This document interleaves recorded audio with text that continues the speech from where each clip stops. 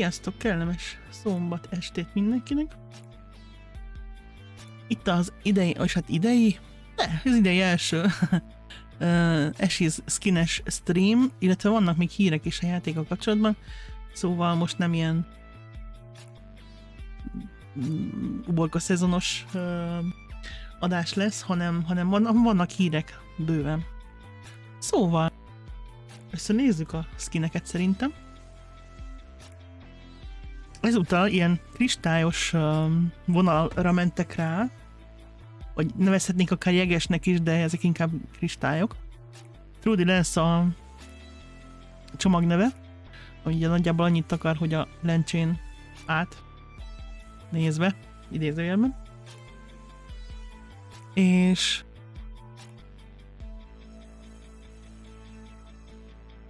a körítés az nagyjából arról szól, hogy ugye, ahogy a Verára visszatérők ötvözték az ősi tradíciókat és a modern technikákat, hogy felfedjék az új régi otthonuk titkait, és amit a fellebbenő fátyol idézőjelben mögött látnak, az jelenleg be nem látható lehetőségeket nyithat meg előttük.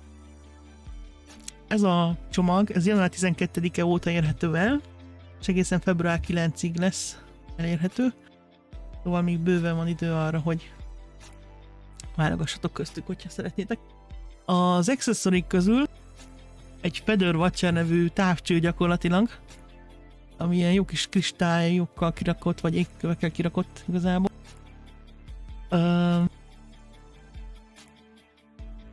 A vulkáni homokban található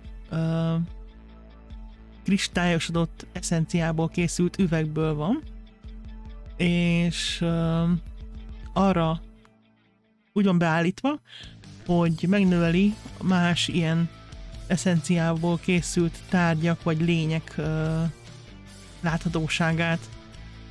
A felderítők gyakran cipelnek magukkal ilyen távcsőket, hogy felfedezzék, észrevegyék az érdekes dolgokat, és hogy megvédjék magukat a mágikus eredetű veszélyektől, amik az orruk előtt vannak, de nem látják őket másképpen. Szóval ez egy hasznos cucc lehet igazából, bár azt nem tudom, hogy ez most nyakbalkasztós, mint ez a lánc itt mutatja, vagy leállítják a földre, asztalra, kőre, mit tudom én, mint ez a támaszték mutatja.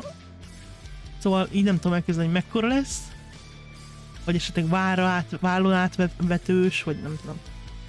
Nem tudom.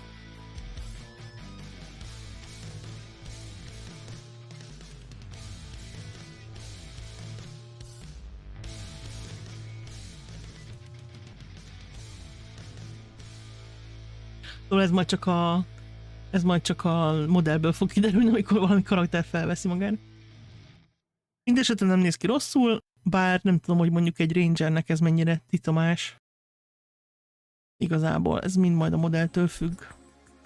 Mondjuk nyilván miből, hogy nézzen ki, hogyha egy kristályos eszenciából készült üvegből van az egész. De mindegy. De jól néz ki egyébként, csak kicsit olyan már. Glitterling az e-havi petnek a neve, ami hát volt egy kis vitánk, idézőjelben vitánk Antikkal arról, hogy ez most macska vagy róka, vagy mi. Hát ilyen macska-róka, maradjunk abban. És Glitterling a neve. Egy pet skin.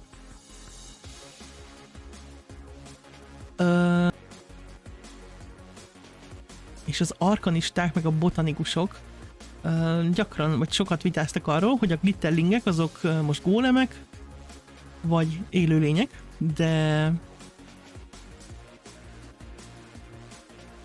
a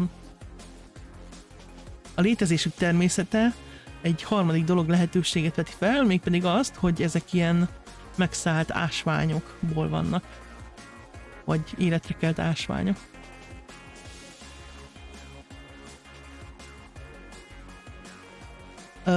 És az előnyét mögött az áll, hogy ha egy élőlény meghal, akkor ugye az életenergiája, vagy eszenciája elhagyja a testét, és lehet, hogy ez az energia, meg az energi, ezt most jól megmondtam, ez az energia, meg az emlékei csapdába esnek a közelben lévő kristályokban, és új formát öltenek.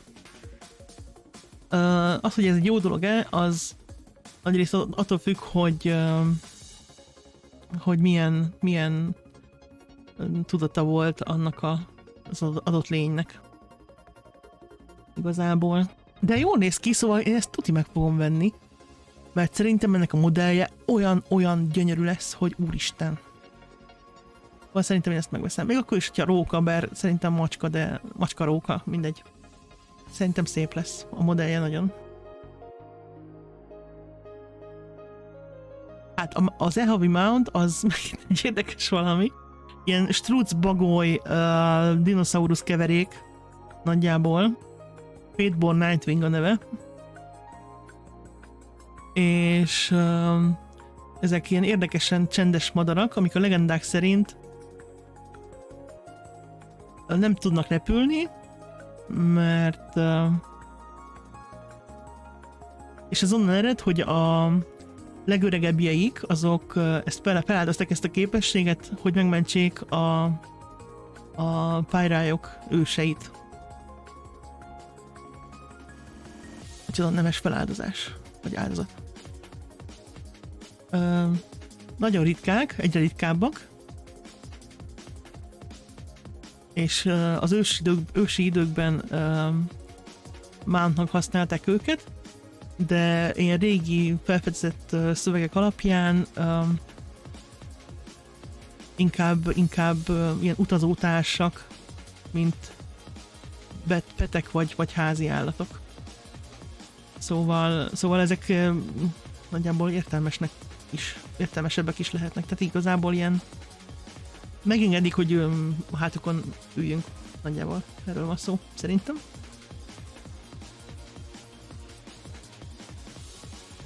A lényeg az, hogy az ő őseik megmentették a pályárak őseit. És emiatt nagy bölcsben állnak, meg hát ritkák is, ugye, mert nem hiszem, hogy ez ronda lesz úgy modellileg. Szerintem nem fog rosszul kinézni, de ez egy olyan madár, ami nem tud repülni. Szóval ez a földön fog mászkálni. Ilyen kis bagyos hatású nagy részt. Strucbagoly mondjuk legyen az. Az e-havi kosztüm, hát az... igen. Az is egy pályráj hatás. A pályráj történelemben vannak ezek a kristályfigyelők, vagy kristálylátók, akik gyakran gonosz karakterek voltak, és a kettőségükről, meg az önzőségükről voltak ismertek.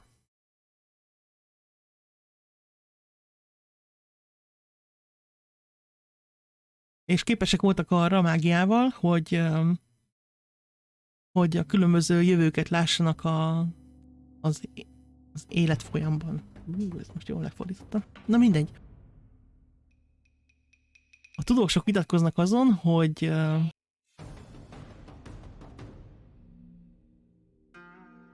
maga az eszencia folyik-e oda-vissza a felfogott időben, vagy a megfigyelt időben, de ezek a figyelők hagyományos öltözete úgy készült, hogy nem a logikus gondolkodást erősítik, hanem inkább a boszorkányságot, meg a csodálatot. Tehát inkább a látványra mentek rá, meg a hatásokra, nem arra, hogy elismert tudósoknak látszanak. Tehát gondolom ilyen. De egyébként nem néz ki rosszul a ruha, szóval főleg azzal a csizmával, nem? Mondjuk a felfedő az olyan érdekes a csajon, de hát, ja. Baromi kíváncsi leszek a modelljére. Az a baj, hogy azt már régen látjuk. Nem pedig mostanában. Sokkal régen fogjuk látni, vagy sokára, nem most. És így mire eltűnik, addig nem fogjuk látni, hogy hogy milyenek. Na mindegy.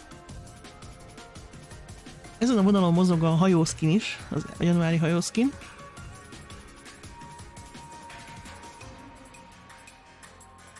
Aminek az eredete onnan jön, hogy bátor navigátorok verai óceánok északi részén hajókáztak, és felfedeztek egy ilyen fagyos eszenciát,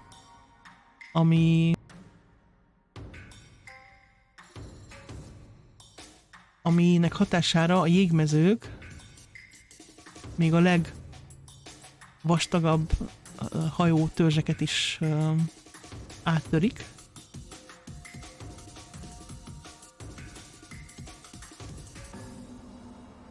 És ahhoz, hogy folytathassák az utazásokat, a hajókészítők összefogtak, tehát összeötvözték az ácsmesterséget és a különböző ősi technikákat, hogy képesek legyenek megformálni a kristályfát, ami képes áttörni ezt az eszenciát a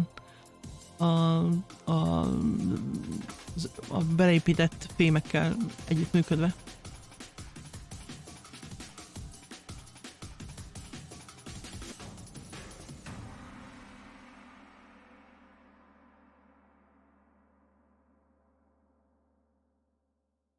És mindennek van egy mellékhatása is, mégpedig az, hogy a hajó útja mögött egy ilyen északi fényre emlékeztető fény vibrál a vízen. Úgyhogy ez biztos jól fog kinézni szerintem.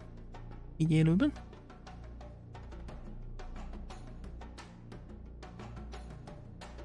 Az épület pedig az igazából egy vélún tudós épület.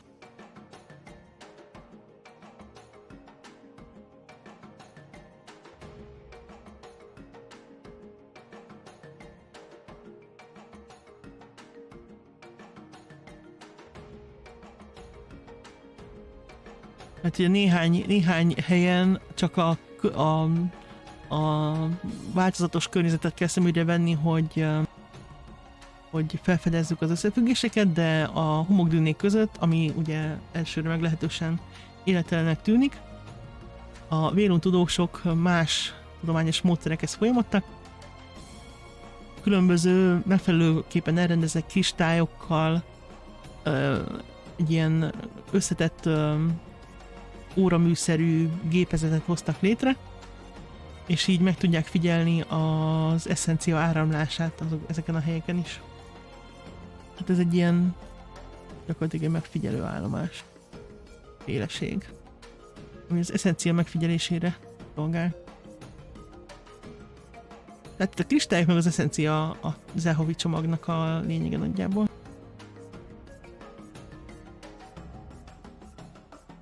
Egyébként szerintem nem néz ki rosszul ez a csomag. Én szemezek a citarókával, meg a mounttal is, vagy a hajóval, meg a kosztümmel. Talán meglátjuk, mi lesz belőle. Múltkorival is szemeztem, ugye a lóval például, meg a maszkot, ezt nem lett belőle semmi. Illetve ugye a csomagokban szokásos módon a legkisebb csomagban szerepel a cica és a legkisebb csomagban szerepel a távcső skin, a másodikban a cica és citaróka és a távcső. A harmadikban a mounttal együtt már a cica, a távcső meg a mount. Illetve a legnagyobb csomagban ugye az összesben van. Plusz a szokásos egyéb hozzáférések, játékidők és emberök. Ami alatt itt nem embereket értek, hanem a játékbeli pénzt. Szia X-Mix, hát a cica evett, aztán most nem tudom, most járt, most alszik, nem tudom. Mászkálnak kint. Úgyhogy most nincsenek itt a cicákok. Majd jönnek.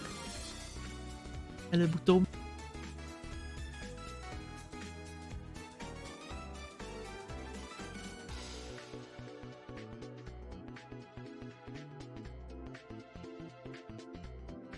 Aha, itt van. Itt van ilyen kristálycica róka. Antik szerint róka. Szerintem ilyen cica róka. De majd meglátjuk, hogy milyen lesz a modellje, de szerintem szép lesz. Szerinted is róka? Hát lehet, hogy róka. Ugye elsőre cicának néztem, de lehet, hogy róka. Hát nem baj, akkor is cuki. Biztos, hogy jól fog kinézni a modellje. Szerintem.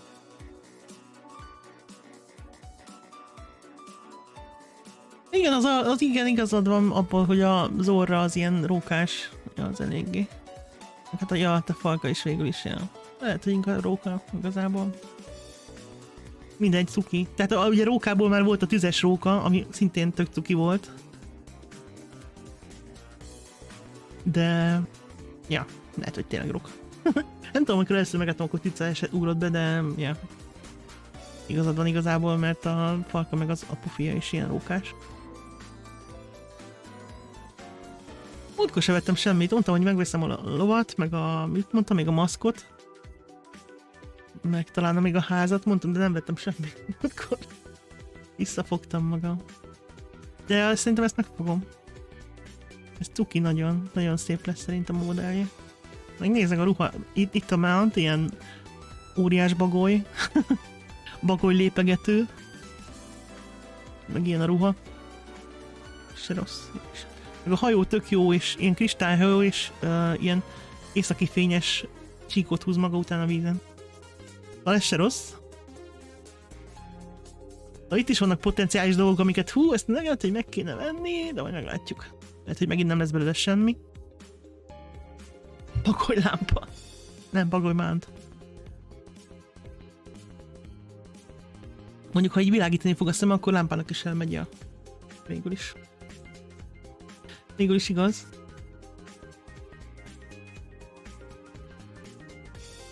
Lehet. Eléggé erőteljesen világít a szeme, szóval simán benne van.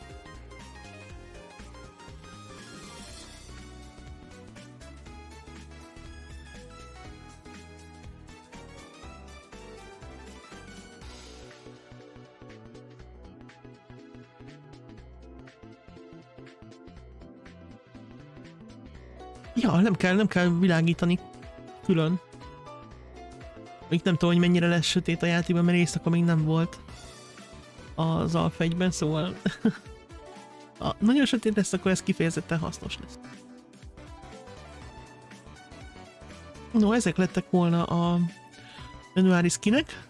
Ahogy mondtam, illetve február 9-ig elérhetőek. Szóval lehet még addig gondolkodni, az még bőven van. Mennyi? Február 9-ig van.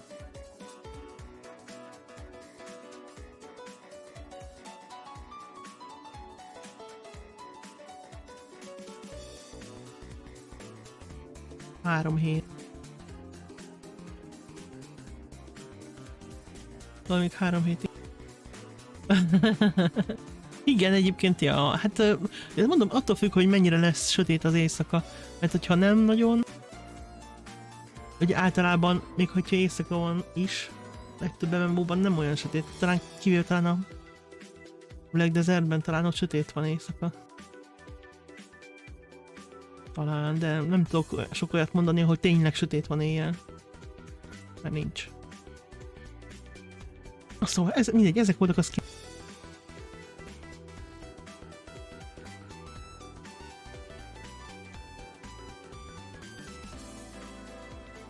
Térjünk át a kevésbé jó hírekre. Ugye egyrészt az, hogy 14-én elhagyta a stúdiót Toast, ugye ő volt a... nem tudom, szerintem, hát attól függ, mikor csinálják meg őket, lehet, hogy majd itt streamben, mondjuk a frisset nem szokták mutatni, szóval mondom, amikor tavasszal ezt is megmutatják. Ezeket is egyre többet raknak be így a videókba, szóval. Na szóval a Toast, aki ugye a community manager volt, elment a kenyér, így van, elment a pirítós, nem lesz több pirítós. A játékiparon kívül fog dolgozni, tehát január 14-én volt utoljára itt a stúdiónál. Amit én tök sajnálok, hogy elment, mert tök jó fej. Illetve tök jó ilyen community manager volt, meg teljesen jó pofa volt, meg minden, lehetett vele beszélgetni, meg kérdezni tőle, meg minden, szóval teljesen közvetlen, meg teljesen jól csinálta a munkáját. De hát ugye azt írta, hogy nem a játékiparban fog dolgozni, hanem máshol. a más területen. Nem lép el mindenki, csak most itt egy páran elépnek, de igazából nem. Igazából csak szomorú, mert jó fejek lépnek, tehát olyanok léptek le, akik így szoktak kommunikálni így a közösséggel. Nem, ez messze nincs így. Ez messze nincs így. Akkor lenne gond, hogyha lelépne mondjuk a főprogramozó. Akkor azt mondanám, hogy gond van.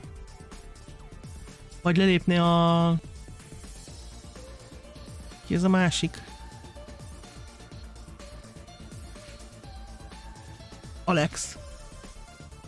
A másik programozó srác. Vagy a Margaret. Hát, ja. A Margaret is olyan, hogy pótolható, mert igazából ő nem foglalkozik a játékkal konkrétan. Hogy skineket esetleg csinál. Szóval itt az a szomorú, hogy Toast tényleg... még van, igen, igaz. Tehát Toast tényleg olyan volt, akihez lehetett fordulni, lehetett kérdezni, jó fej volt, mindig odafigyelt a közösségre, és egy jó fej csaj. Népszerű is volt nagyon, de hát úgy gondolta, hogy ő most nem itt írja, hogy nem itt, várjál.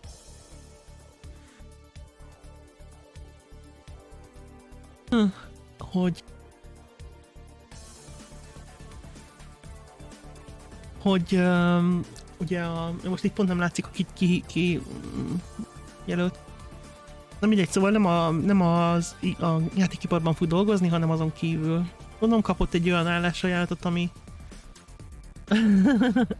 nem. Olyan állásajánlatot, ahol többet fizettek. Vagy vezetői pozíciót kapott, mert ugye ő nem a vezető community manager, hanem Margaret alatt. Szóval ez egy szomorú hír, azért, mert mondjuk őt nagyon kedveltem.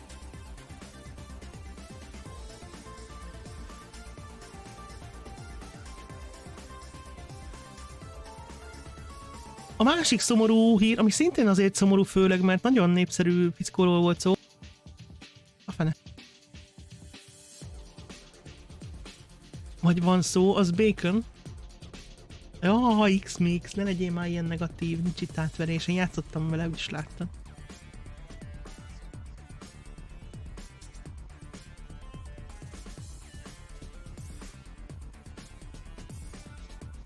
Szóval Michael Bacon, aki ugye szintén egy roppant népszerű tagja volt a csapatnak, akit így gyakorlatilag mindenki kedvelt. Ő az Amazonhoz ment át, ami nem tudjuk, hogy konkrétan melyik játékhoz, nem hiszem, nem valószínűleg New Worldhöz, mert voltak olyan pletykák, hogy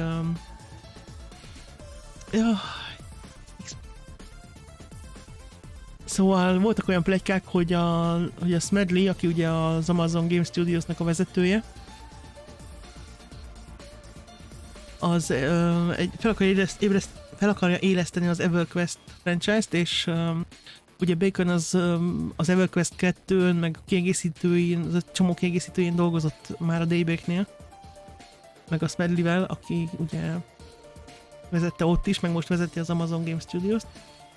Tehát simán ebben benne van az, hogy egyrészt ugye az Intrepidnél itt látjátok, Lead Environment Artist volt, ez azt jelenti, hogy a környezet grafikáért felelős csapatvezetője volt.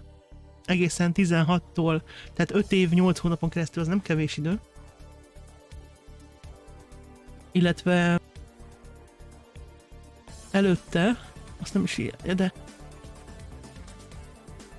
És akkor itt előtte 10 évig volt a Sony Online Entertainmentnél, ami ugye a Daybreak gyakorlatilag, és az EverQuest 2-n dolgozott a Smedley-vel. Ott a Smedley volt a vezető. És mivel itt az Intrepidnél ő volt a csapatvezetője, az Amazonnál meg csak Senior Environment Artist lesz, tehát nem a csapatvezetője, hanem csak egy senior grafikus. Valószínűleg egyrészt több pénzt adtak neki, nyilván az Amazon több pénzt tud adni, mint az Intrepid. Már ugye a méretéből adódóan is. Másrészt pedig lehet, hogy benne van az is, hogy esetleg ezt a pletykált illetve EverQuest játékot készítik, és ugye mivel ő 10 évet dolgozott az EverQuest 2, nyilván ez így, ha mondjuk oda jön hozzád egy régi munkatársad, akivel 10 évig dolgoztál, és valamin, amit szerettél, hogy hát haver, csinálj, folytassuk ezt a dolgot, és adok neked 2-3-szor annyi pénzt, mint amennyit kapsz most. Meg egyébként is egy olyan dolgon dolgozhatsz, amit szeretsz. Szóval, hogy szerettél 10 évig, akkor lehet, hogy te is azt mondod, hogy hát jó van. Beindult a Blizzard? Mit csinált a Blizzard? Még nincs új vezetőség, még nincs meg a deal, most csak jövőre lesz meg. A Blizzard nem nagyon csinált semmit szerintem. Hi, a Big Boss. Hi, Big Boss.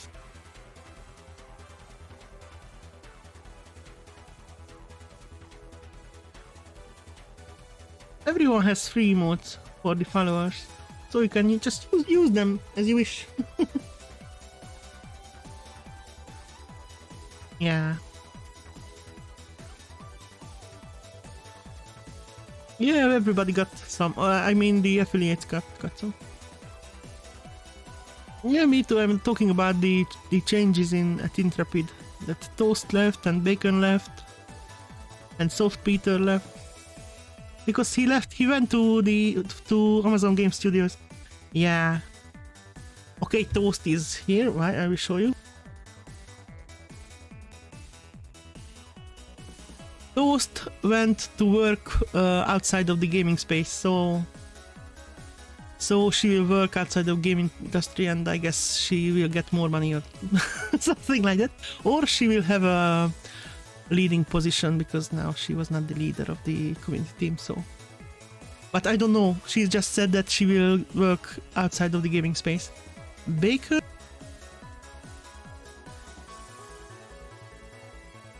went to work with Amazon Game Studios, which is led by Smedley, who he was working with for 10 years at Sony Online Entertainment, and there were rumors that they want to plan a new EverQuest game, so perhaps he went there to work on that, or who knows, but he went, so plus I guess they gave him more money, because Amazon can give you more money than Intrepid can, so I guess. And he was working for 5 years and 8 months at Intrepid, so it was a long time. And he was lead there, and now he is only a senior environment artist, so I guess it was the money and the topic or the game what he will work on, and I guess it will be an EverQuest game. Yeah, it's sad because Toast and Bacon were very popular and they were very nice and talking with the community and everything like that. So they were the faces of this studio, something like that. But well, that's the industry. And Peter, you know, Soft Peter, the producer, he went to continue his studies. I don't know when, but he's not there anymore either. So it is not that day. Yeah, all of them is understandable, but it is sad because they were popular and they were nice. And we will get a new community manager instead of Toast at the end of January. Maybe they will show him next week in the live stream. His name is Roshan, and I don't know how he will be, but we will see.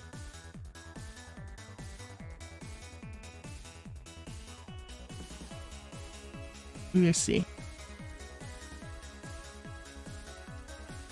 Csak annyit mondtam, hogy a Toast helyett jönne majd a Roshan, aki lesz aki a Toast helyére megy. Most mondom, hogy mit mondtam.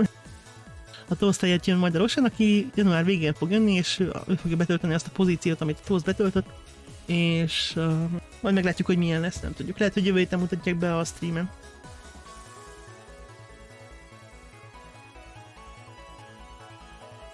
Ennyi volt nagyjából.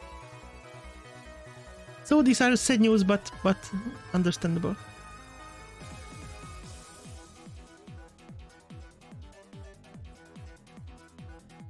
Jövő héten lesz a stream, igen. Pénteken fogjuk azt fordítani.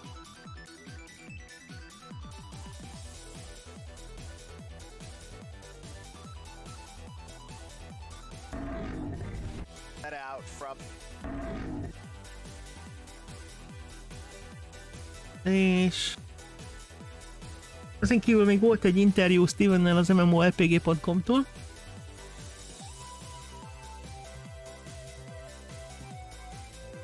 Ugye az Unreal Engine 5-ről, az Alpha 2-ről, meg minden egyébről. Nem tudom, hogy megnézzük-e esetleg. So I was just talking about that and the new skins for January. And yeah, about toast and bacon. Generally.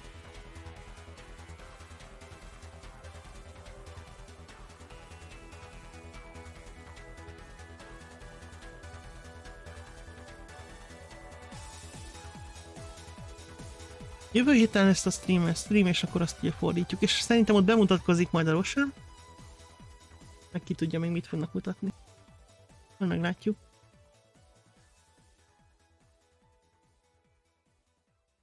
Ez azt hiszem múlt héten volt ez az interjú, vagy az előtti héten, már nem tudom pontosan.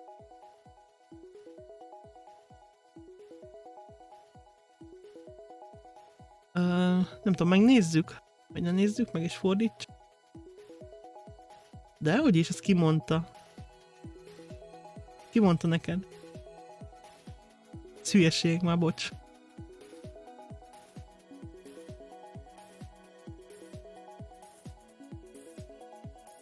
Ki ezt mondta neked, annak ne higgyél el semmit, mert hülyeség. Szóló tesztelte az Unreal Engine 5-öt a gépén. Jó kis gyenge gépe van, és simán be lehetett úgy állítani, hogy teljesen jól nézzen ki, meg teljesen jól fusson, úgyhogy ennyi. Ennyi.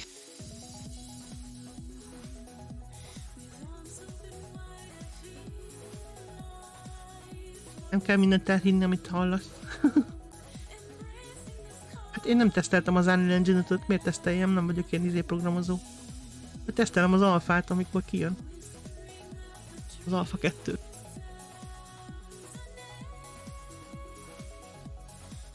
Úgyhogy ennyi.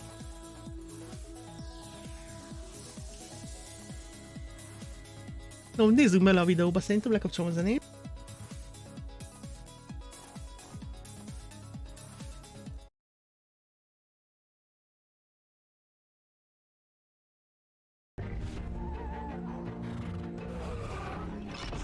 Ugye az MMORPG.com csinált Stevennel egy interjú. Ashes of Creation is one of the most anticipated MMORPGs in development. Over the past 6 years, Intrepid Studios has put in a substantial amount of work miről to make beszéltek, the game the best it can possibly be. Konkrétan. We finally had the chance Ugye to sit down elmondták, hogy with ugye Ashes ez of a Creation's nagyon creative várt director, játék, Steven Sharif, and asked évek some óta questions készül, related to the state of development hogy of the game, leültek a Stevennel the philosophy on beszélgetni. classes and combat, and much more. Ashes of Creation is certainly one of the most anticipated MMORPGs in development right now, right? And most people are tuning into the video probably to maybe know a little bit about the basics of what Ashes of Creation Azt mondja, hogy legtöbben valószínűleg azért nézik meg ezt a videót, hogy a játék alapjait megismerjék, bár szerintem nem tudom. So how has your original vision changed or evolved over the Azt past? kérdezi, hogy hogyan változott az eredeti elképzelés azóta. You know, I had a pretty clear vision set out from the beginning. Ugye már az elejétől eléggé tiszta volt, hogy mit drew a akar. lot of inspiration from the MMOs that I've played, trying to hone in on Mit akar the csinálni. aspects of systems design that I felt did good things, right? And tried to avoid Hogy fel van obviously még the things that I disztítva, didn't mint... like. At first, I didn't know whether or not my vision resonated with people. So, Ugye először nem tudta, hogy az I could have just elképzeléseit been kind úgy of the érdekelnek-e odd másokat, man vagy out nem. here and what I thought other games did well. But that's why, you know, part of the process of development was to be transparent, to be open about kind of. És egy részben ezért is van az, hogy ilyen transzparens fejlesztés van, hogy kapják a visszajelzéseket. Really starting to implement these ideas. And I found that it did resonate pretty well with a large Úgy jött le segment neki, of hogy azért players. bőven vannak olyanok, Because of that akiket fact, érdekel ez az I egész. really deviated too much from the original design and Szóval intent behind a lot of this stuff. Another component nem igazán of, tértek el eddig a perhaps why I didn't deviate az eredetiektől. Not much has changed in that original design and vision. Is because I don't want to introduce scope creep. We already are a very ambitious MMORPG. And of course, már most nagyon ambiciózus vállalkozás. You know, different design discussions and, you know, the development process, new ideas come up, and the ideas are great and they sound, mindig új ötleteik támadnak. like something that would fit well and we'd want to incorporate into the game. Olyan dolgokat találnak ki, amiket jó lenne belerakni, de ugye meg kell húzni valahol a határt, hogy ne legyen Star Citizen 2, ugyebár. Hát meghúznak egy határt, hogy ez lesz benne ugye, alapból, és akkor annál többet nem. Mármint az alap megjelenésnél, érted? Hát, hogyha mindig mindent bele akarnánk rakni, akkor nyilván sose jelenne meg Star Citizen. Ugyebár ott ül egy Mikulás a háttérben. Environment from an MMORPG ilyen perspective park. That we execute on that first, and then we go back and revisit these ideas that came up along the way. Egy csomó szabadsága lesz a játékosoknak. With future updates and expansions. So és akkor majd a többi dolog majd szépen bekerül majd DLC-kkel, meg stb. You know, it's been 4 years since you successfully funded on Kickstarter. A Kickstarter óta 4 év teltelte jóig. De ugye nyilván utána kezdték el a igazi munkát. Ashes of Creation Apocalypse, which was an offshoot of development, testing some of the. Most az Apocalypse-ről beszélnek, ugye az egy ilyen mellékvágány volt, illetve a test platform, ugye van? Sure. Right now we just had a big announcement a few days ago. Ugye most jelentették be az december végén, hogy átváltanak a Unreal Engine 5-re. This came, you know, after our Alpha 1 concluded in the middle of August of this year. We spent about a month and a half, most ennek a dolgok átkonvertálásán dolgoznak, és utána jóval gyorsabban tudnak majd haladni, mert ugye több ember tud dolgozni ugyanazon a dolgon egyszerre, nem úgy, mint az Unreal Engine 4-nél, hogy egyszer csak egy. Az Apocalypse nem hasonlít az Alpha, persze, hogy nem, az egy totál, az egy BR volt, az volt a test platform. Egyébként én tök szerettem vele játszani. Tök jó volt BR-nek. Simán jó. Sokkal jobb, mint Fortnite meg az ilyen hülyeség.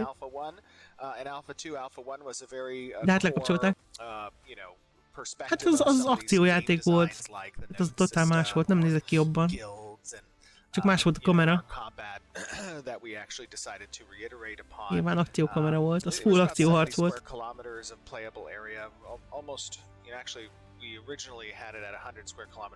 Ugye az Unreal Engine 5-tel megnő a játszható terület is, a lehetősége legalábbis.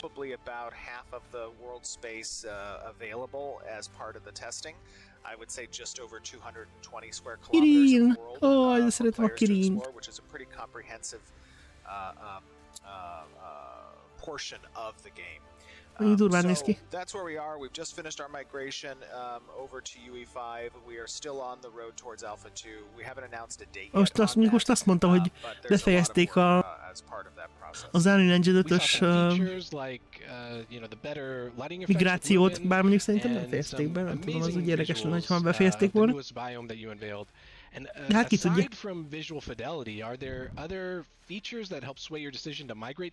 Yeah, absolutely. Narakádnak lemaradtam az elejéről, mert ugye akkor voltam kórházban, és akkor utána már nem volt érdemes elkezdeni másfél hónappal később. Addig már minek játszak vele, érte?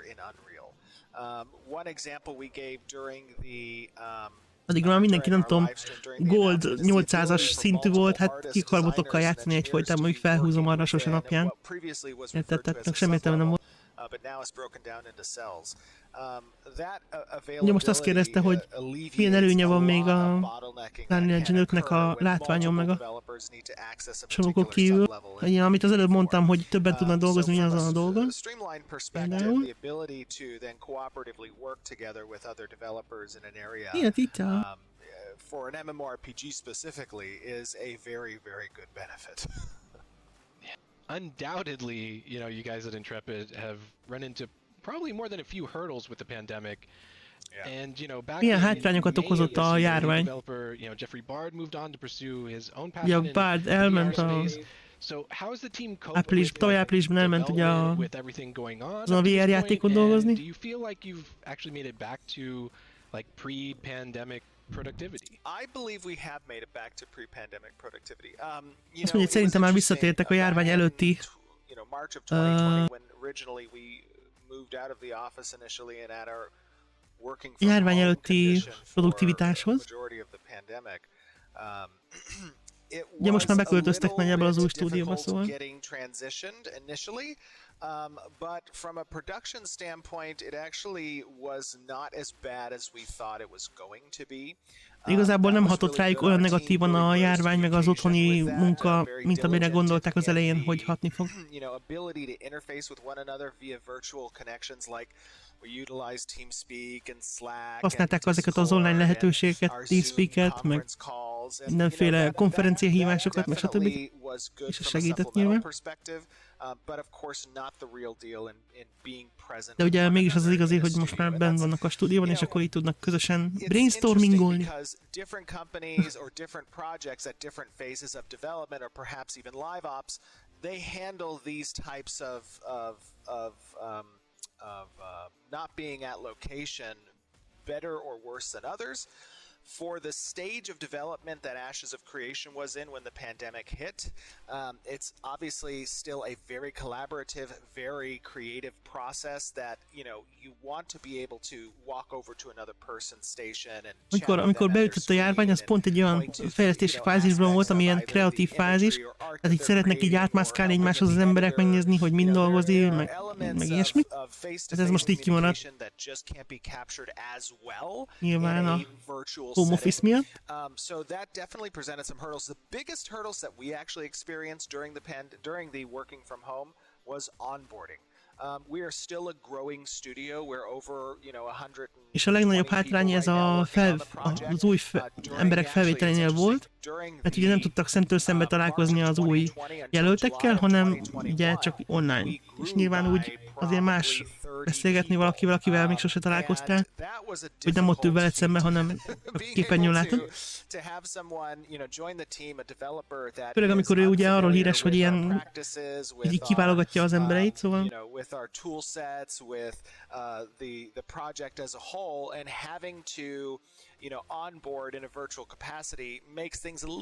hát így is vettek fel embereket, szóval megoldotta valahogy. The biggest difficulty we had during the whole process. The bottom line is building an MMO is a huge task, and building Tetszik ez az új logó, is an even bigger task. So, új textúrája a logónak ilyen kis, nem az a sima, hanem ilyen fémes hatású. Jól néz ki. Is that we want to grow at a pace that makes sense. There were obviously areas of development that we had to iron out. After our testing of Apocalypse, we had to completely re-architect our back end. That was a huge discovery. Ilyen feldolgozható sebességgel akarnak fejlődni. Ugye az Apocalypse után az egész backendet újra kellett írniuk, ugye azért volt ez a fél éves csúszás. Akkor pitfalls that occur during development, especially of an MMORPG of our de size. nyilván mindig vannak olyan dolgok, amiket nem látnak előre. We had to come across and we had to solve and we had to hoppá, jött a szarva. To rethink kind of our approach. And for that reason, obviously back in Meg 2017, olyan dolgokba is belefutottak, aminek így a megközelítését újra kellett gondolni. 6-month time frame. We wanted to grow gradually and grow at the pace of development as well. And it just so happened, unfortunately, that the time frame in which we were ready to really ramp up that hiring happened in coincidence with the time frame of the pont a járvány időszak alatt lett volna az időszak, amikor így a legtöbb embert akarták volna felvenni. Hát ez ugye akkor nem volt lehetséges, úgyhogy ez a rész majd most jön. Egyébként azt hiszem januárban is már 5 embert felvettek, szóval. I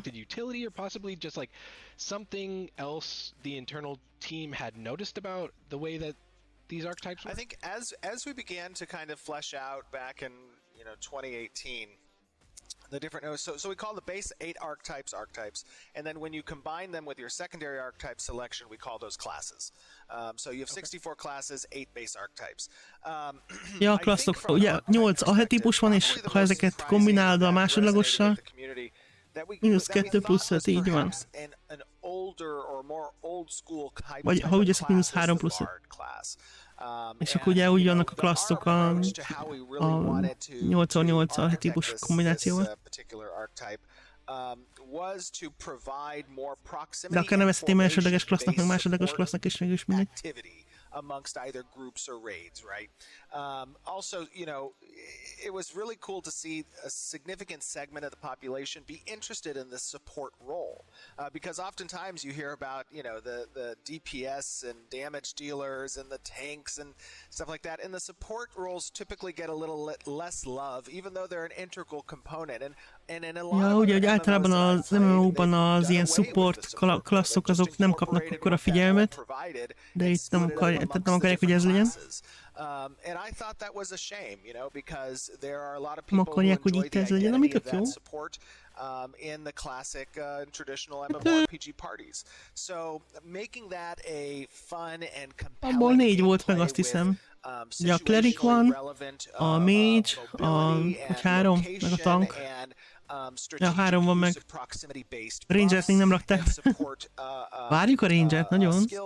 Is something that I think a Vagy lot a of többi players is. are going to experience and feel that it's fresh, but also reminiscent of their, Hát ugye az Alpha 2-ben meg lesz. support classes and archetypes that were available to them in some of their most beloved MMO experiences.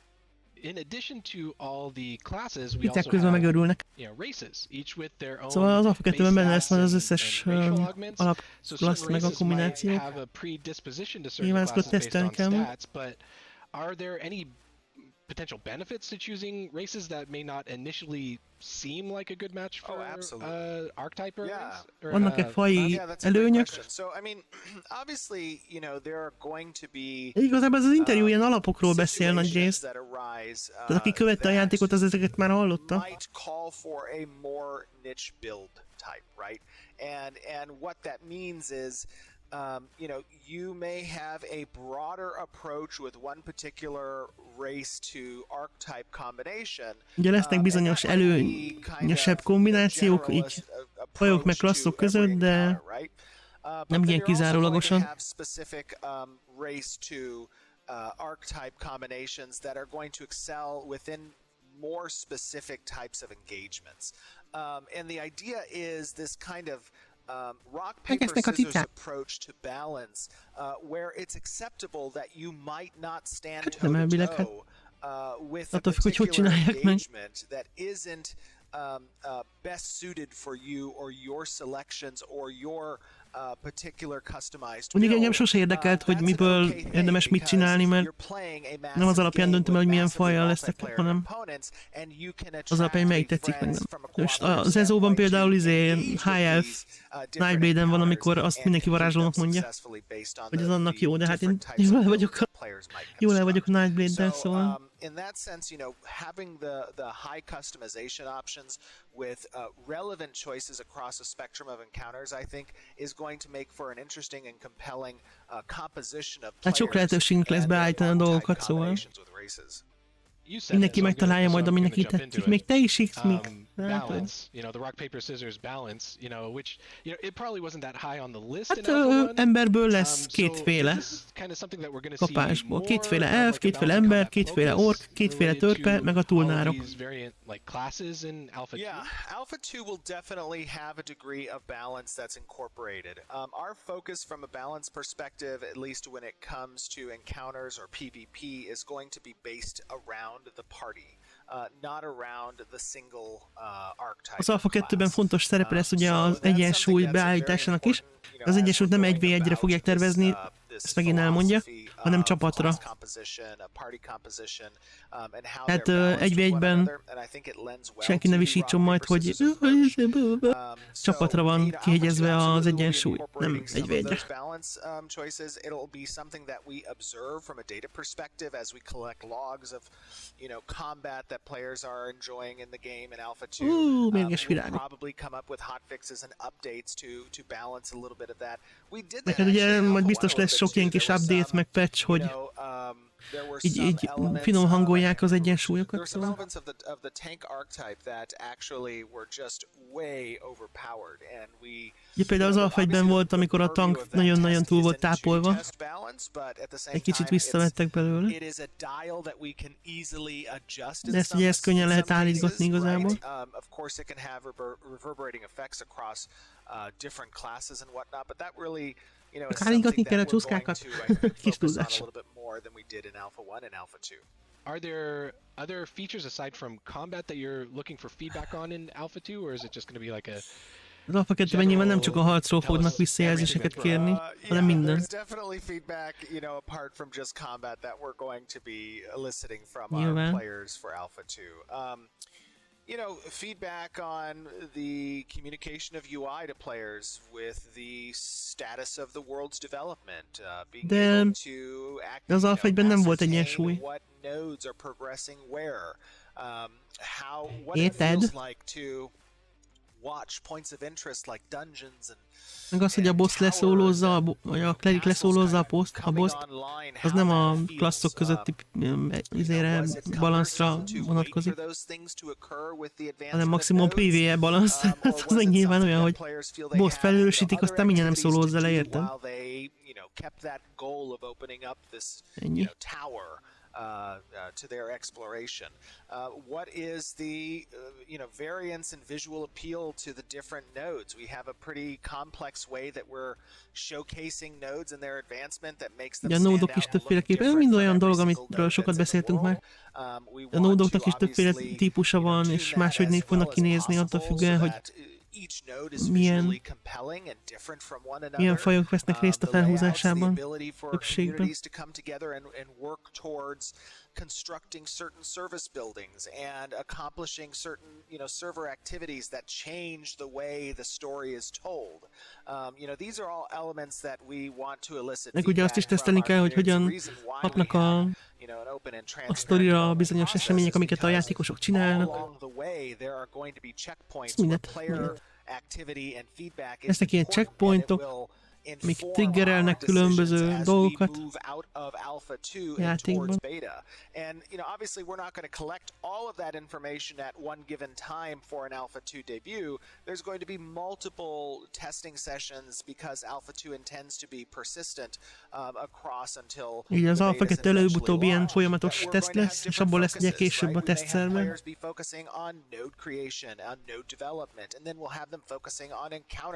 Olyan részekre fognak mindig. Tehát lehet, hogy így csinálják, hogy mit tudom én, most egy hónapig a nódokra koncentrálunk, aztán meg a harcra, utána meg mit tudom én mire, csak hogy így összeáll. There's a lot of things. It's such a big question. I'm so sorry. There's a lot of things. Nyilván egy csomó mindent, az Alpha 2-ben kell gyakorlatilag mindent tesztelni majd.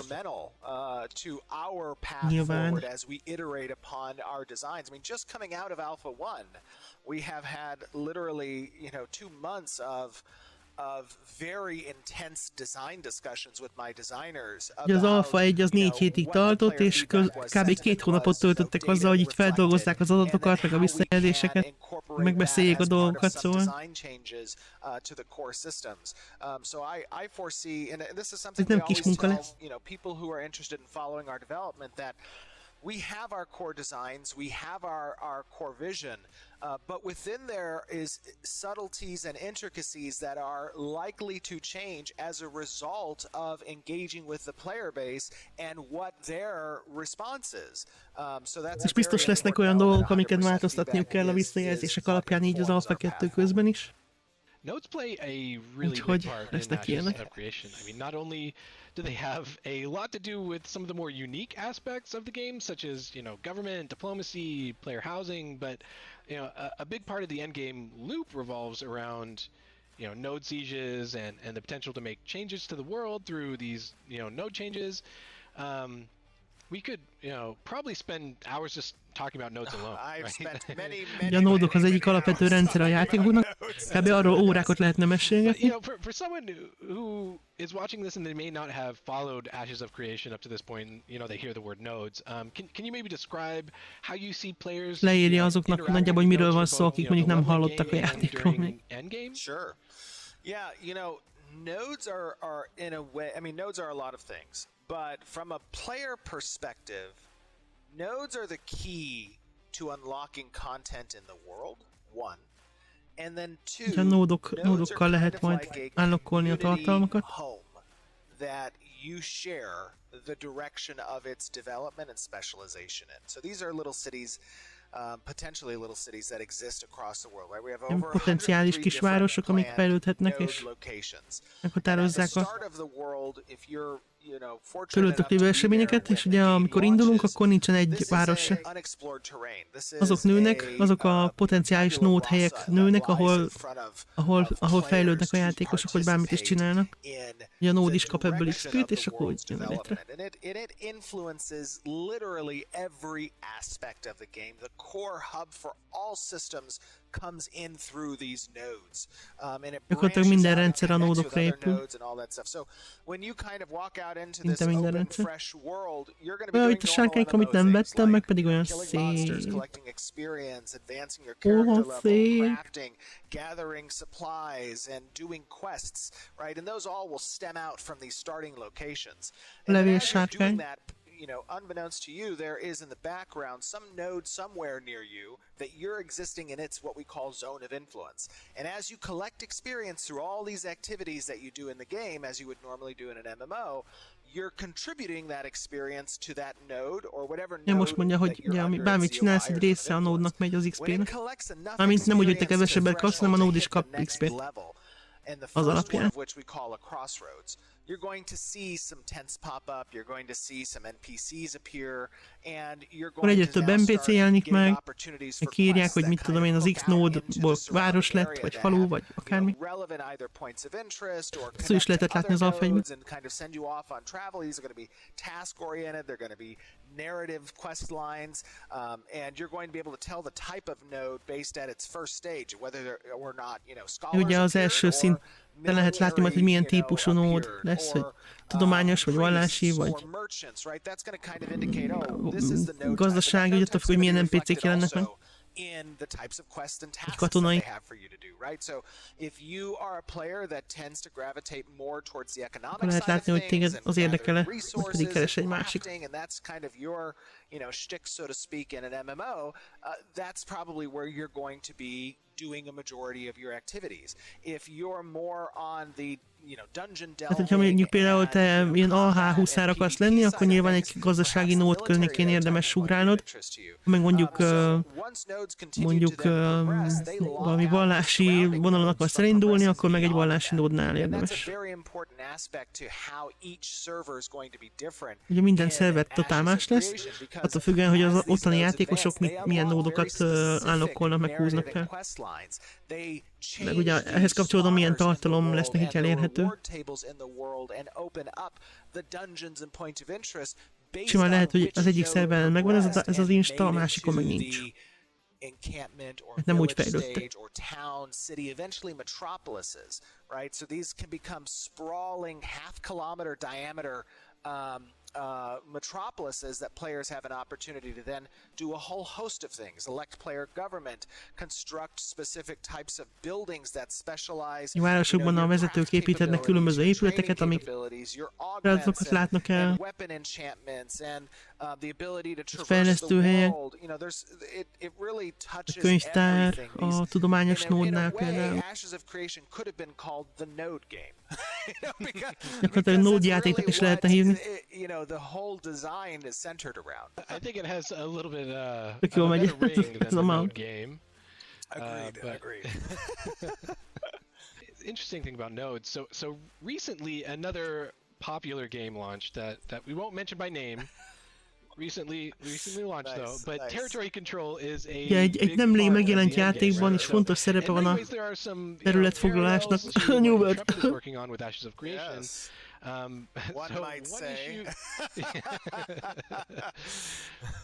One issue that we noticed with that though is when a territory is, like abandoned or the only way to really change leadership of the area is to allow, opposing factions to take control of it. In Ashes of Creation, villages and metropolises will also have player housing, which, to many it may be kind of expensive, right? Is there something in place where players can swiftly take action prior to a siege? Yeah, so, hogy mi lesz a dolgaiddal, hogyha mondjuk a város, ahol laksz, megostromolják. But what I would say is that there is something to be said for loop fatigue, as I might call it, right? When you are creating a comprehensive world that's meant to be really what MMORPGs are, which is many games in one, right? You want to make sure that there is a healthy divide and a healthy balance between what your core gameplay loops are. And the scenario in which players can repeatedly and consistently and constantly be partaking in this type of interaction, such as territory control or sieges, there needs to be some cooldown period. There needs fontos jellemző, hogy az ilyen visszatérő dolgoknak, mint az ostromok, azok között legyenek ilyen pihenő időszakok. Ne az legyen, hogy folyamatosan a sarkadon kell állni, hogy ne rombolják le a városodat, hanem hogy legyenek ilyen fejlődési szakaszok is.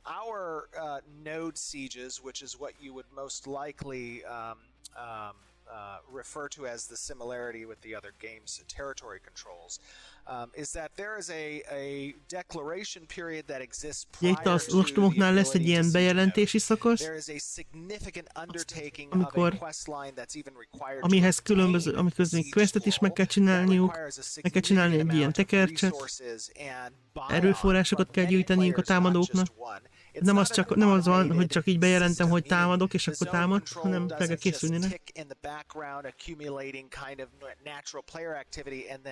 Boom, now the siege has been declared and this is a repeating process that's on a cycle. Additionally, after a node siege is completed, whether lezajlott az ostrom, success or failure, there is a cooldown period that is pihenő időszak utána. long, since sieges can only occur at the stage 3 of a village, and up to, I believe it's 45 days or 60 days perhaps. I think it's 60 days for the metropolis stage. So this is a period in which, civilization has the opportunity to build back, így vissza lehet építeni a várost, meg stb. Vagy felépíteni, hogyha nyertek az ostromló.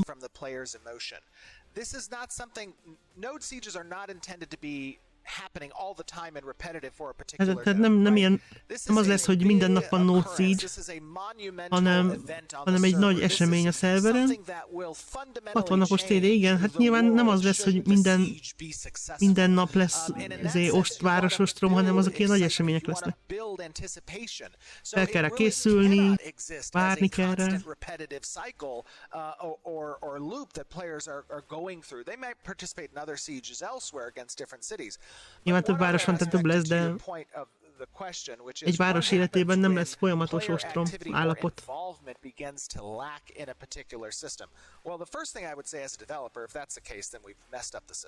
Nem.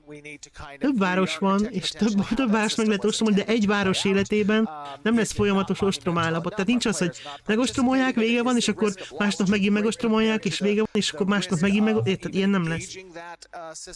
Mert amit megostromolták, egy ideig nem lehet piszkálni. Addig lehet piszkálni a többit. But what I would say to you with regards to how our system is architected differently is that we have mechanics in place where nodes create alliances with other nodes. And lehet even if your szövetségeket is node might be kötniük lacking in the number a of nódoknak. citizens or the skill of your citizens to stand up a defense against a potential adversary, Nem, you egy hónap. have the ability to Nem, így fel create kell készülni, mondom. alliances preceding Questet that kell csinálni, battle fel kell that készülni, then you tekecset can kell call on csinálni, to help assist erőforrásokat your kell node gyűjteni, in the defense, right? védekezni, Another védekezésben big ugyanez, aspect that's kb. different about Ashes of Creation than I believe the game you're speaking of is our intent from a multiplayer perspective is to have massive battles. And that's something that we tested from a core architecture standpoint with Alpha De majd kiderül az 1. Alpha That was 2-ben, hogy one of pontosan our nyomom, mert ugye main az technical Alpha 1-ben testing nem points volt node was having siege, a siege that we csak had a in normál August of kis vár 350 foglaló. plus people, Nem tudom, egy-két óra, hogy konkrétan maga az esemény, biztos, hogy nem lesz hosszabb. Vagy tudja, franc, nem tudom. Fogalmam sincs, majd kiderül. We were to accomplish that feat, and we're pushing the boundaries even further going, forward in the number of people that Nem can tudom, hogy meddig participate. tart. Because the idea behind Ashes of Creation is, Mert még nem we volt don't ilyen, have úgyhogy a meg kiderül. 1K or 2K pop limit on our servers, right? Our servers are intending to hold 10,000 concurrent users per server, and in that sense, the ability Biztos, for hogy nagy players to események lesznek. participate in these types of systems Úgyhogy and these majd types of meglátjuk. engagements, we want to incorporate as many as possible. So that's why we're pushing És limits. lehető We have a legtöbb lot of embert be akarják great vonni veteran hozzá. developers who come from games like PlanetSide and EverQuest. PlanetSide holding, I think still to this day the record for number of players in a particular battle. So it's very important that we're able to hit those types of numbers because. És ugye ezért dolgoznak azon, hogy nagy létszámú ostromok lehessenek, mert ugye minél többen vannak, annál jobb a dolog, meg annál többen tudnak. Ugye például a New World-ben 50 fő, 50 ellen a maximum, mert ez még nem túl sok. Nyilván. For sure. And you kind of mentioned that, you have these veteran developers and you yourself, I mean, you've been playing MMOs for a long time. Yes, I've been playing them for 29 years. since Neverwinter on AOL. 29 éve játszik MMO-kkal. Neverwinter Night óta.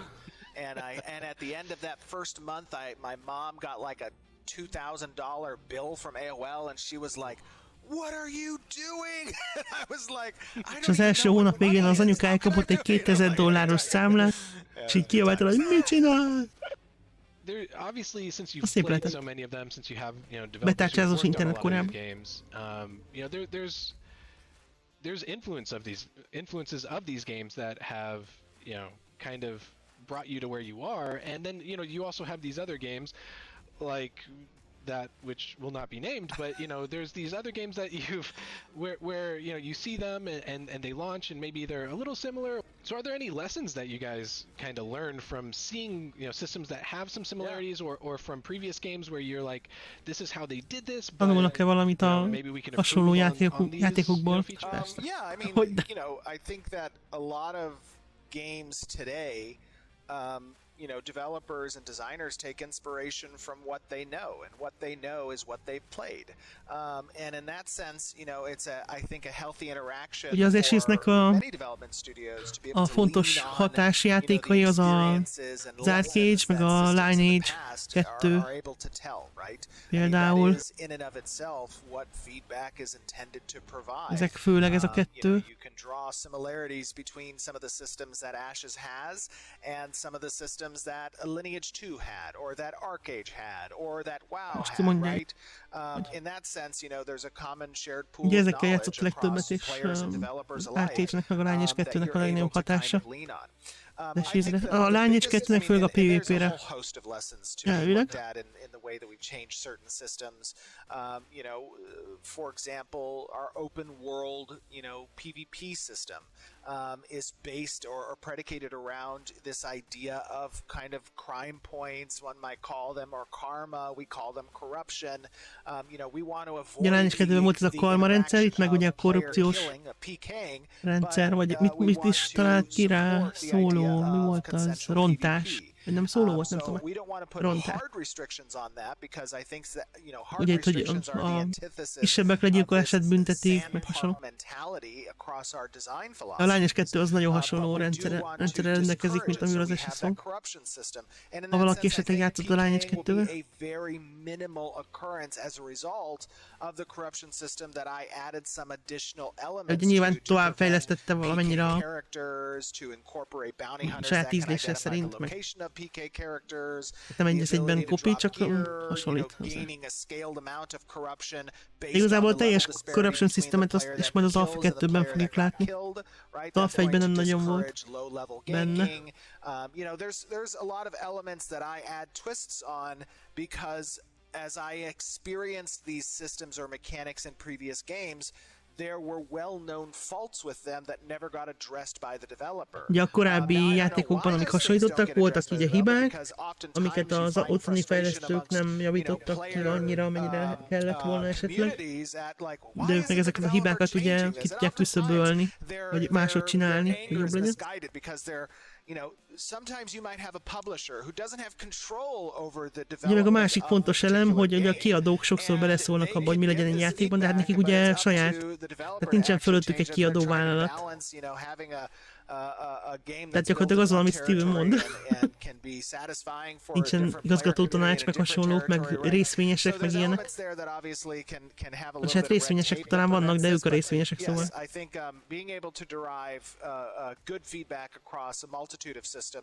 Nagyjából ők döntik el, hogy mi legyen. Nem egy ilyen külső öltönyös társaság. The biggest lesson that I have learned as a player is that good games should not be rushed. A legnagyobb lecke, legfontosabb lecke, amit megtanult játékosként, az az, hogy a jó játékokat tilos elkapkodni. Milyen igaz?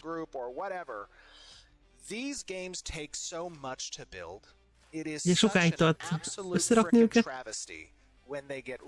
és hogyha túl korán adják ki, akkor az egész mehet a kukába gyakorlatilag. New World. És nagyon sok embernek nagyon sok munkája, meg sok pénzbe kerül, hogy összerakjanak egy jó MMO-t. És gyakorlatilag ez mindenkinek a lehető legrosszabb, hogy elkapkodják, és akkor kuka. Tehát ugye gyakorlatilag az első benyomás, az elsőt elrontják, akkor kb. Kuka. One of the only consumer bases that says no, wait and take your time is the MMORPG community. So, well, that may be ugye az MMORPG-s közösség az általában azt mondja, hogy nyugi, csak szép lassan, amennyi időbe telik be. Aztán nyilván mindig vannak, akik mondják, hogy működjön már ki. Tehát az egyetlen dolog, amit szerintem minden MMO játékos után, az az elkapkodott MMO. Meg a túl korán kiadott MMO.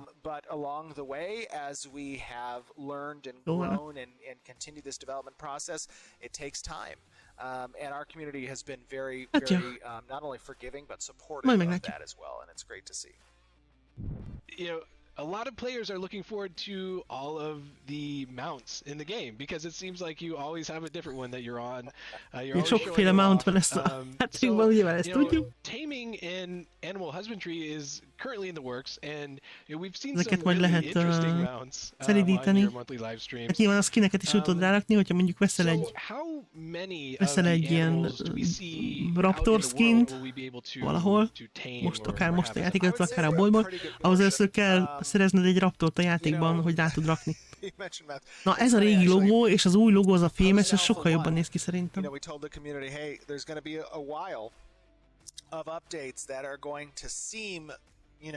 Azt hiszem, nekem ez megvan. Nem biztos. Hogy a két lábon álló járó van, meg a raptor? And that's because we're going through this process of iterating and taking stock and the direction of certain systems, right?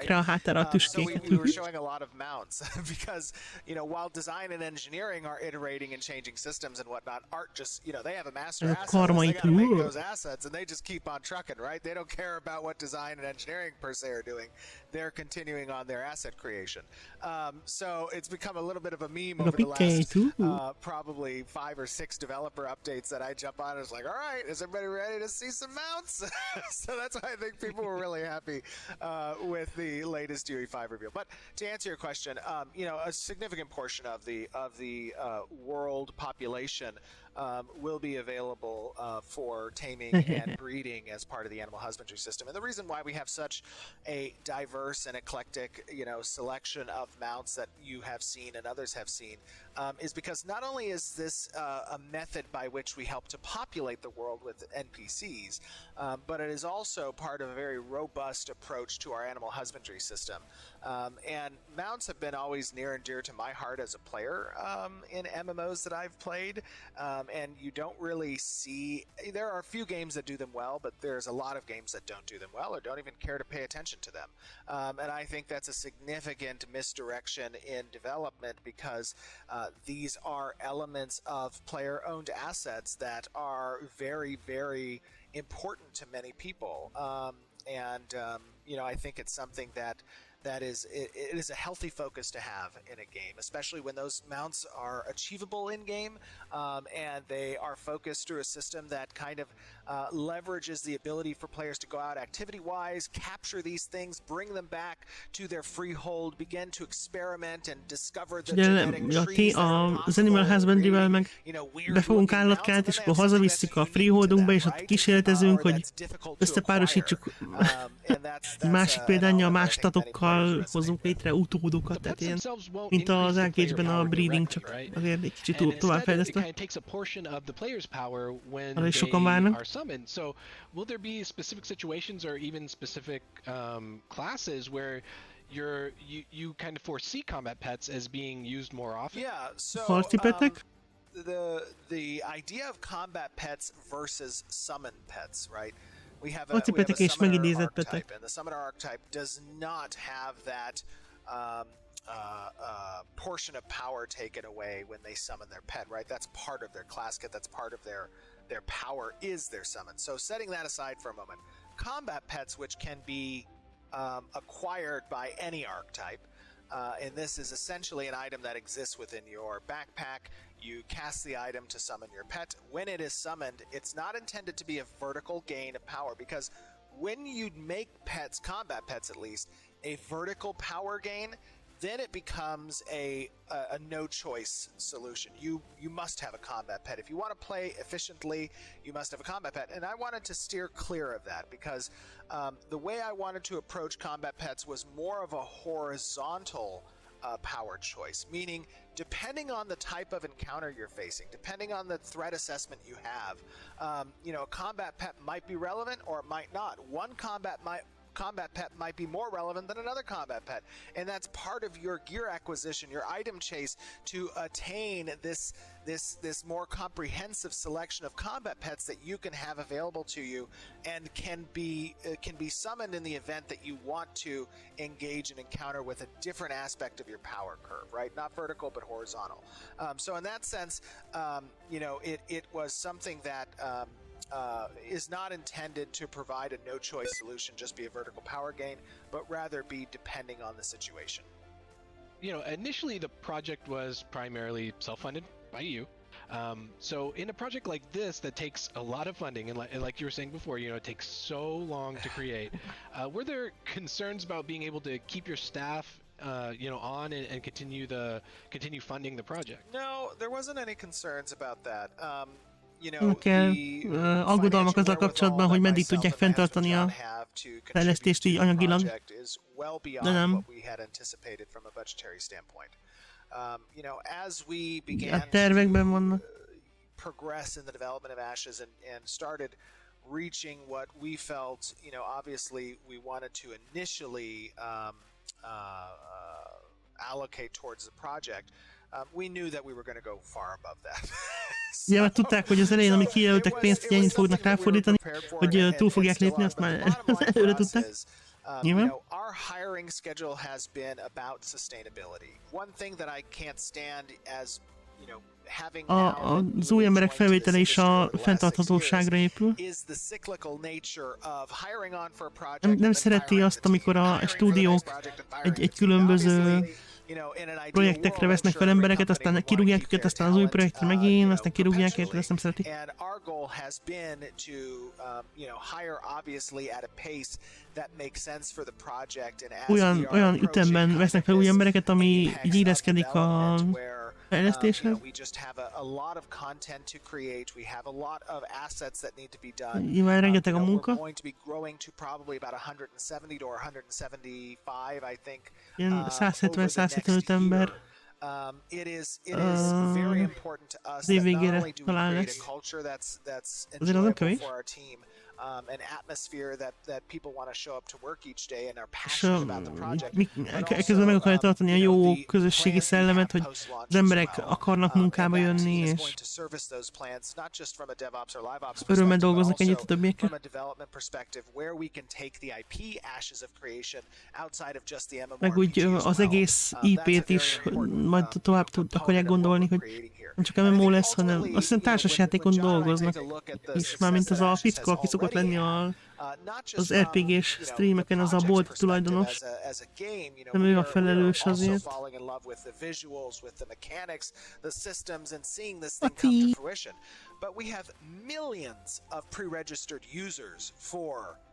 Több millióan regisztráltak az oldalon. From actually launching. That for us, just from a sheer return on investment perspective, indicates, the success that our, work is going to yield, that our investment is going to yield. So for us, from a financial wherewithal and capability standpoint, we are capable of progressing the development of the project until completion, depending on how long that is going to take, obviously, but also from a sheer reward factor, it's something we're really looking forward to see the launch of this game, because I do truly believe, based on the metrics that we're looking at, that this will be one of the largest and most successful MMOs. Obviously, thought about this, you've funded it, but was there ever a point, I mean, where, maybe you weren't specifically looking for investors, but maybe, especially in other regions, were you ever maybe possibly courting like publishers or something like that? Hogy más kiadót kerestek más területeken. Igen. Ugye Japánban meg Koreában elkezdett, az európait is, ugye mi is volt a nők a... nem tudom, My Games, vagy My.com-mal, ugye csak aztán szerencsére az úgy elsikadt, úgyhogy tök jó. Ugye Európában is ők fogják kiadni szerencsére. Ilyen Japán, meg ilyesmi piacra azért majd keresniük kell valamit. Western countries of the United States, North America. Az én keleti piacokra mindenképpen. Our intent obviously is we'll be self-publishing in EU and in North America. But Latin America, South America, Southeast Asia, China, South Korea, Japan, those are areas where we look for partners, and we are constantly engaging in discussions with potential partners there. We have them as part of our playtests. When it makes sense for us to engage on a potential publishing partnership in those locations, that's when we will begin to really engage and see which partner makes sense. Excellent. 100%. You have several pre-order packs available, and with Alpha 2 on the horizon, have you seen an increase in players picking up the Voyager packs? A csomagot? Oh yeah, I mean we saw jön az Alpha 2, többen vesznek Alpha 2-es csomagot nyilván. Individuals once they saw our preview weekend of Alpha 1, chip in and support the project by purchasing an Alpha 1 package. Now that those have subsided and Alpha 1's no longer present, of course the Voyager pack is the next pack that players are participating in. But one very important note, that I have said in the past and want to reiterate here again is that making an MMORPG is a big process, right? There have been many MMO projects that have come before and have, failed to deliver on their promises. And that has created a sentiment of almost like MMO player jadedness, where they're very skeptical of anyone or anything coming to the MMORPG community and saying, hey, we're going to do these great things and just trust us. It's happening and we're doing this stuff and here's some concept art and here's some teasers here and there, right? it makes sense for players to wait to support projects, honestly. If people do not feel 100% confident in a idea or in a visual that they're watching or the gameplay that they're seeing or whatever, the great thing about transparent development is that you get to sit back without contributing anything towards the project and still watch its development. You still have a voice in being able to participate in our Reddits or on our social media platforms or on our forums, right? That's the great thing about transparent development process. And I want to caution anybody who's on the fence about supporting Ashes of Creation. The game is going to be created and completed without your support financially. So if you don't want to support Ashes of Creation by purchasing a pre-order package, by all means, do not do that. Wait, because we don't have a box price. We're just a subscription model game with a microtransaction market that has no way to win and will never have a win whatsoever in it. So you can wait, sit back, watch, and you can jump in later when the game is launching with just a $15 subscription. You know, that's something that I think is beneficial to the MMORPG genre as a whole. If more project, more companies are able to facilitate something to that degree, I think it will be a very beneficial thing. I think one important element to how we approach... Okay, so obviously from a monetization perspective, MMOs exist within three categories or some combination of those three, right? Box price, subscription, microtransaction market.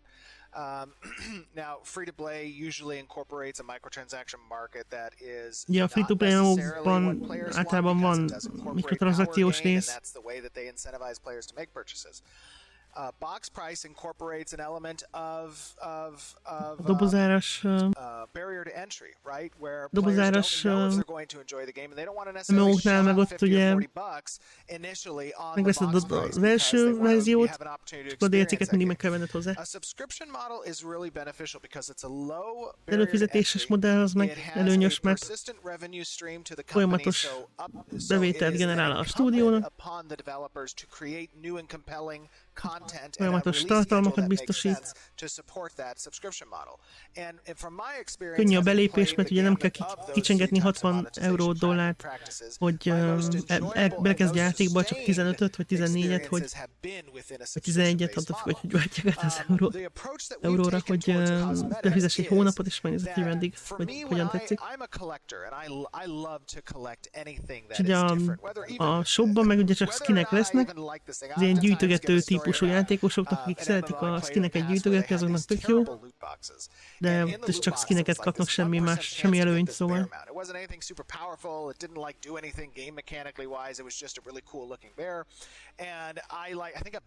De hát ezek mondom, ezeket is már mondtak régen.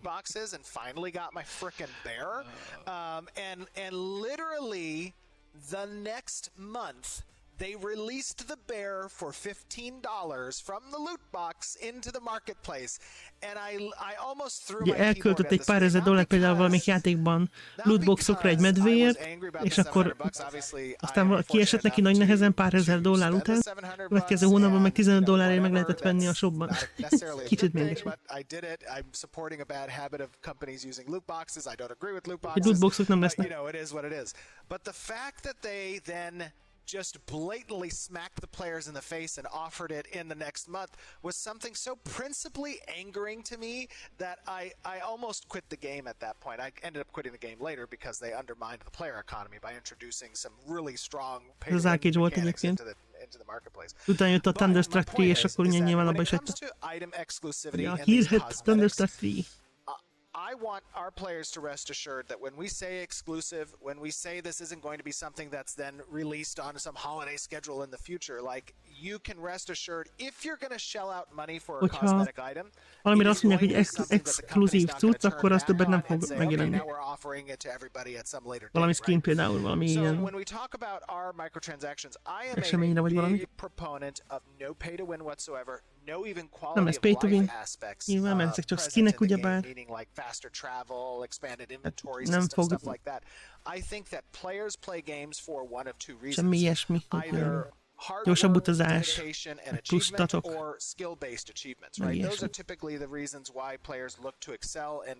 Ezek nem lesznek. Performance and achieve things in the game is because one of those, either they're very skilled and they can do things other players can't do, or they're putting a lot of hard work and time into the game and they want to see that reward and achievement mean something, right? In that sense, touching anything in the game that relates to those two things should not be done from a purchase point perspective. Cosmetics, on the other hand, I view as a horizontal difference in how you're representing your character.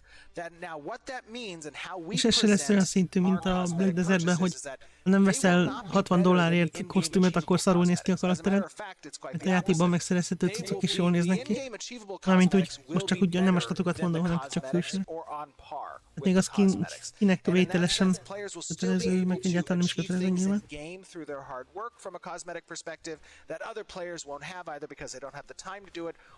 They didn't have the skill level to do it per se. So, you know, I think it is obviously nobody likes to really focus on the monetization aspect of games. You know, if everybody had their option, they could play for free. But at the end of the day, it takes a lot of money to upkeep the game. It takes a lot of money to rengeteg pénzbe kerül fenntartani egy játékot, meg nyújtani a szolgáltatást, a szervereket, stb. Meg fejleszteni, ugye már.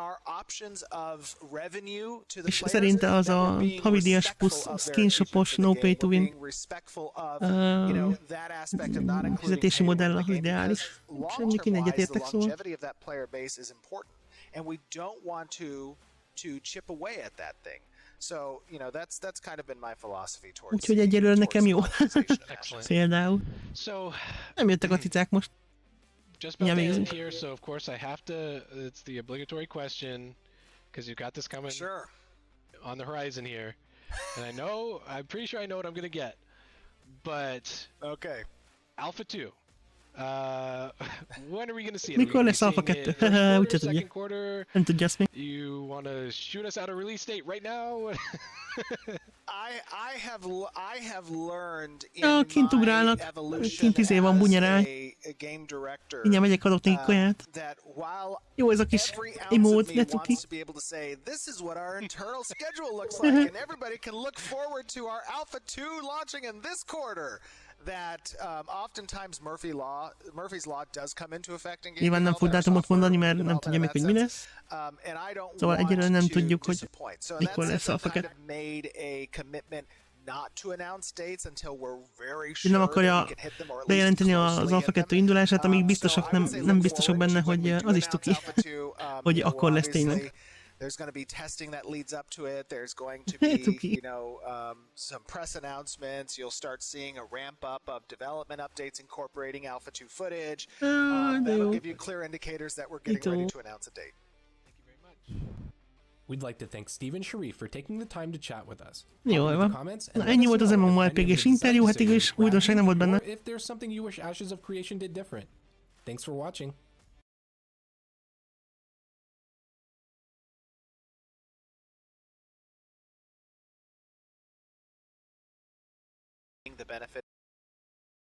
Szóval nem volt benne sok újdonság, ilyen összefoglaló interjú volt, főleg azoknak, akik mondjuk nem játszottak, vagy nem nagyon követik a fejlesztést. No, hát ezek voltak a hírek.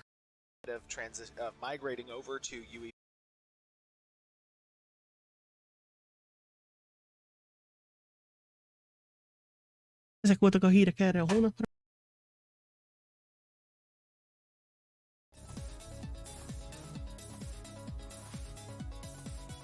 Hát nyilván ez az interjú, mondom, nem arra szolgált, hogy új infót tudjál meg, hanem arra, hogy nagyjából így összefoglalják a jelenlegi állást azoknak, akik nem követik így rendszeresen, hanem csak így közbe-közben így ránéznek, hogy áll a dolog. Arra meg jó volt, mert úgy nagyjából mindent összefoglaltak. Teljesen kezdőknek is volt benne info bőven. Jövő héten pénteken lesz a stream. És szerintem be fogják mutatni azt új, aki a toast helyett lesz. Szerintem. Legalábbis én úgy tippelem. Bár aztán tudja a franc, lehet, hogy na. Hogy kiderül. Meg hát majd meglátjuk, hogy miről beszél. Most itt volt egy olyan félmondata, hogy már befejezték az alfa, vagy az Unreal Engine 5-ös átmigrálást, de hát nem tudom. Talán majd kitér rá a streamben jövő héten, majd meglátjuk. No, mindegy, megbeszéltük a skineket, megbeszéltük Toastot, meg Bacont, meg Soft Petert. Hogy ő is elment, ugye már. Megbeszéltük megnéztük az MMORPG komos interjút. Hogy nagyjából eddig ezek voltak a hírek. Aztán majd, hogyha lesz új hír, még a jövő hétig, ami ami a stream előtt lesz, akkor vagyis a stream előtt még beszélünk arról, vagy a stream után, vagy közben. Hát ezt úgyis megemlítik majd a streamben is. Köszönöm szépen, hogy itt voltatok. És akkor találkozunk. Holnap D&D lesz elvileg, szóval holnap D&D-zünk. Kinek küld, de ugye? Holnap D&D-zünk, és elvileg Krad is jön, szóval kapunk egy új csapattársat. Gyertek, majd izgalmas lesz. Kellemes további szombatestét mindenkinek, sziasztok!